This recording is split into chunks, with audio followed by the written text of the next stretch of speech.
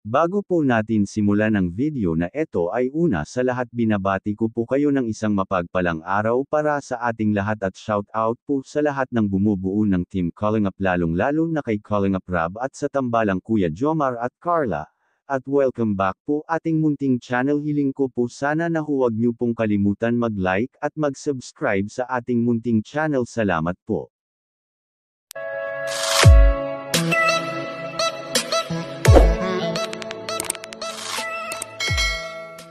Ngayong araw ay pag-usapan po natin ang ginawang speech ng ating idolong si Carla para kay Kuya Jomar na kung saan sobrang nagpakilig ng lahat ng mga tao sa kanyang mga sinabi patungkol kay Kuya Jomar, dahil grabe pala ang effort na ginagawa ni Kuya Jomar kay Carla dahil pinagpuyatan niya talaga para salubungin ang birthday at para siya ang mauna makabati sa dalaga. At sobra lubos na nagpapasalamat si Carla kay Kuya Jomar dahil sa pag-intindi at pag-alalay nito sa kanya.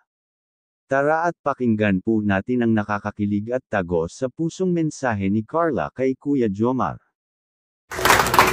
Gusto ko din magpasalamat sa espesyal na taong naging parte ng journey ko na to. Sa Team Kalingap, ang aking partner na si Kuya Jomar.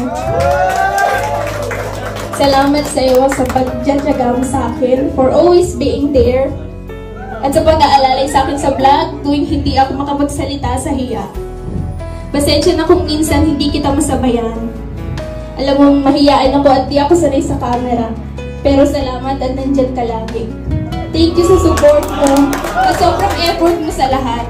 Tuwing vlogs natin at nag-photoshoot, at itong preparation sa debut ko.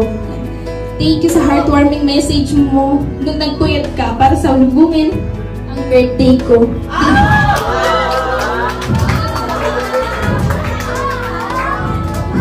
Di ko man laging maipakita sa iyo na sobrang na-appreciate ko lahat ng effort mo. At grateful ako sa iyo sa pagdating mo sa buhay ko.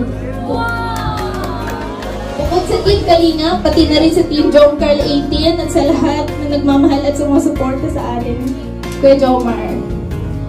Sa lahat po nang dumalo ngayong gabi, salamat sa inyong lahat.